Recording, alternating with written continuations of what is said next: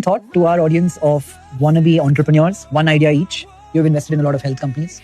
One thing somebody can start, should start. No, I think more than the one thing someone should start, it is maybe starting with the right expectation. Because they don't want to hear we need to have the right No, right expectations as in the sense you can't build $1 billion business in this. No, I'm not saying $1 billion. Make money business. Yeah, make money.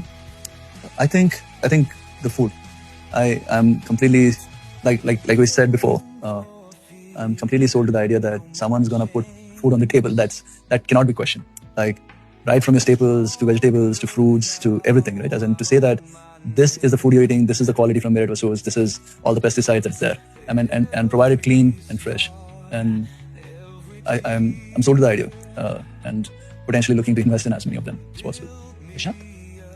I think medicine is going to change at a very transformative level with all the things that we spoke about, right?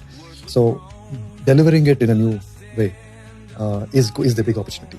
It's not going to be done by the current medical establishment because they are doing well in what they're doing. They're very profitable in what they're doing and they don't have a reason to change.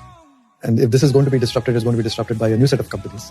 It's not just Biopeak. There'll be many such companies who will find, this whole idea of more systemic, data-driven, leveraging AI, leveraging a more comprehensive approach.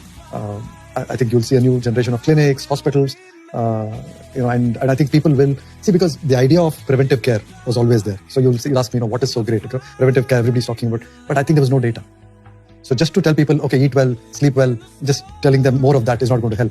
Can you tell them how can you take action and how can you be specific so that you see change in a reasonable amount of time and you're able to manage them longitudinally and not in an episodic manner, right? So there is a business model change, there's an approach change, so there's like a huge opportunity, and I think this is like a 25-year opportunity that I see. Teams? Mental health. I mean, a lot of people are doing, there is a good place where where people understand what other people are going through. And I think, that's something, help is needed there. I agree. Some people on this table also. So in future, if India has to make any strides in the medical realm, if it wants to become relevant in healthcare AI, it will need its own data sets. Today, India does not have quality data sets.